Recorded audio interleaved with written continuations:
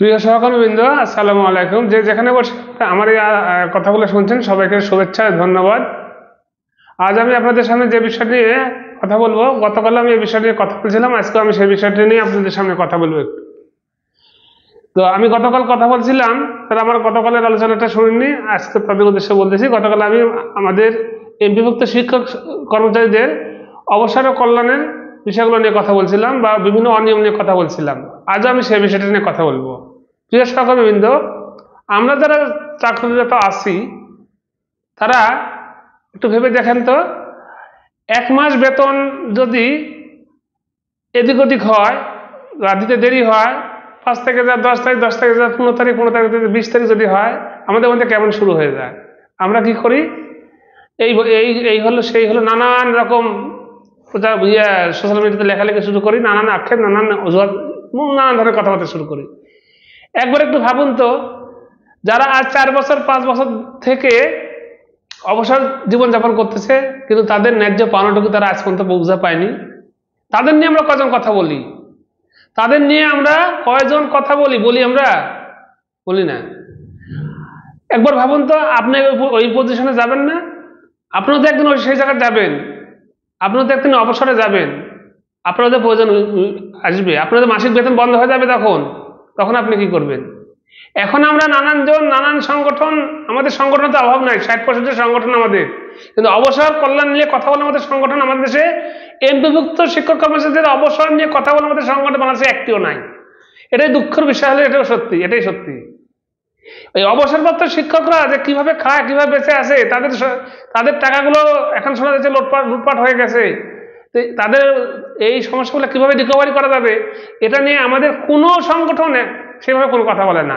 মাঝে মাঝে দু একটা সংগঠন, এই জাতীয় গণপ্রত্যাশী জোটের সদস্য সচিব আলী স্যার দু একটা কথা হঠাৎ বলেন, তার না বলার মতো, যেটা সত্যি কথা, না বলার মতো করে বলেন, জোর দিয়ে বলে না। কিন্তু আলী স্যারের উদ্দেশ্য করে বলবো, স্যার আপনিও রিটায়ার্ডে যাবেন, আপনি অবসর নেবেন, একবার সেই অবসরপ্রাপ্ত শিক্ষকের কথা ভাবেন, যারা অসহায় মতো দিনের পর দিন এই রাস্তায় বারান্দা ঘুরতেছে, ঘুরে ঘুরে অনেক শিক্ষক মারাও গেছে টাকার অভাবে, বিনা চিকিৎসায় অনাহারে অর্ধাহারে থেকে মারা গেছে স্যার। তাদের কথা ভাবেন। একসময় আমি আপনি সবাই তো, আমরাও তো অবসরে যাব, কিন্তু দুঃখের বিষয় হলো সত্য, আমরা যারা কারেন্ট চলমান, যারা দায়িত্ব কাজে নিজেতে আছি, শিক্ষকতা পেশায় আছি, আমরা কখনোই তাদের কথা আমরা মনেও রাখি না, বলিও না। যেদিন রিটায়ার করে সেদিন সুন্দরভাবে হয়তো কোনো কোনো প্রতিষ্ঠানে ফেয়ারওয়েল দেওয়া হয়, কোনো কোনো প্রতিষ্ঠানে, অধিকাংশ প্রতিষ্ঠানে তাও দেওয়া হয় না, এভাবে বিদায় করে দিচ্ছি। তারপর কোনো খোঁজও রাখি না যে একদিন আমার পাশের বসার সহকর্মী কি করে খাচ্ছে, সে খেতে পাচ্ছে কিনা, তার সন্তানেরা তাকে ঠিকমতো যত্ন আদি করতেছে কিনা, তার ওষুধ কেনার তার টাকা আছে কিনা। আমাদের পকেট থেকে তো আমি দেওয়ার কথা বলতেছি না, সেই উদ্দেশ্যে তার জন্য যে কাজটুকু করার, সেই কাজটুকু আমরা করতেছি। তাদের জন্য কোনো কথা বলি আমরা?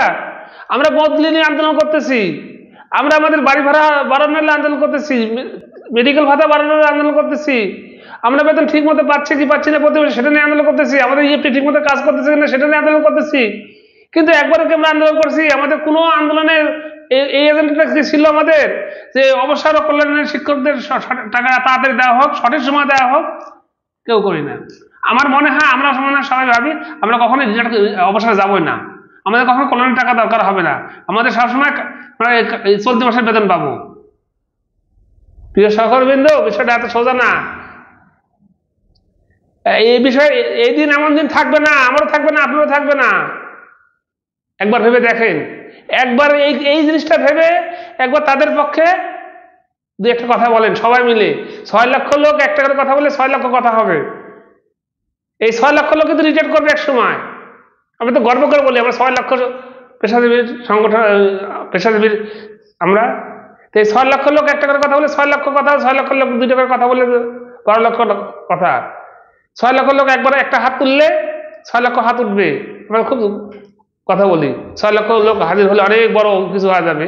এই 6 লক্ষ লোক সবাই মিলে অন্তত একদিন একটা যে কোনো একটা আন্দোলনে, বড় আন্দোলনে একটা এজেন্ডা আমরা দিই না কেন, যে কঠোর একটা এজেন্ডা দিই না কেন, যে অবসরপ্রাপ্ত শিক্ষকদের টাকা দ্রুত সময়ের মধ্যে, সবচেয়ে কম সময়ের মধ্যে পরিশোধ করা হোক। এ তো সামনে আবার এক গ্রুপ আন্দোলন নামতেছে তাদের বদলির জন্য, সার্বজনীন বদলি বাদ দিয়ে তারা সুপারিশ পদ্ধতিতে বদলি নিয়ে। হাই রে ভাই রে ভাই, একটা পেশার মধ্যে এত ভাগ আপনাদের। আচ্ছা মানলাম, ওই বিষয়ে আমি আজকে কথা বলবো না, ওই বিষয়ে অন্য একদিন কথা বলবো। তো এই যে যারা সুপারিশপ্রাপ্ত আন্দোলনে নামবেন, তারা কি অবসরে যাবেন না? তা আপনাদের আন্দোলন একটা এজেন্ডা রাখেন না ভাই, যে অবসরপ্রাপ্ত শিক্ষকদের দাবি দাওয়াগুলো কিভাবে দাবিগুলো পূরণ করে দেন, অবসরপ্রাপ্ত টাকাগুলো পূরণ করে দেন, তাদের অর্থগুলো পরিশোধ না হলে আমরা এই করবো না, এই করবো, এই কর্মসূচি দেন না কেন? ও দেখি না যা হোক, জাতীয়করণ প্রত্যাশী জোটের নেতৃবৃন্দের মধ্যে আমি বিশেষ আবেদন জানাচ্ছি।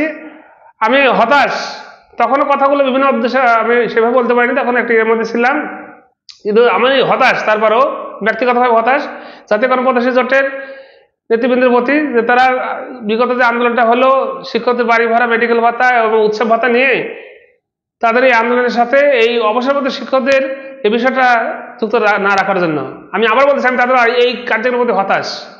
এবং জাতীয়করণ প্রত্যাশী জোটের আপকামিং যে কার্যক্রম আছে সেখানেও যে খুব মানে গুরুতরভাবে এই বিষয়টা তুলে ধরা হচ্ছে তা না, সেখানেও আমি হতাশ। আমি জাতীয়করণ প্রত্যাশী জোটের যারা নেতৃবৃন্দ আছে তাদের উদ্দেশ্য করে বলতেছি, স্যার আপনারা নেতৃত্ব স্থানীয় পর্যায়ে আছেন, আপনারা বলেন আমরা শিক্ষকের দুর্দশার কথা বলি, শিক্ষকদেরও প্রকৃত পক্ষে শিক্ষকের কথা বলি, ভালো কথা।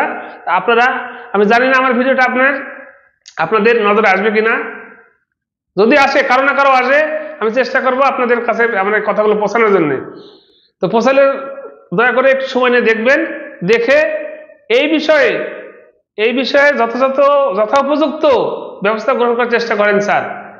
আমি আবার বলতেছি, একদিন আমিও রিটায়ারে যাব, আপনিও রিটায়ারে যাবেন, সবাই রিটায়ারে যাবো, সবাই আমরা অবসরে যাব, সবাই আমরা অবসর জীবন যাপন করবো।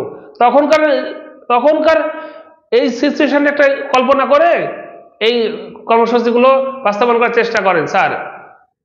বিপদ ঘনা আসতেছে, কয়দিন চাকরি করবো আমরা? এই বিষয়টা মাথায় রেখে আমি আবার বলতেছি, এই বিষয়টা রাখেন স্যার, মাথায় রাখেন।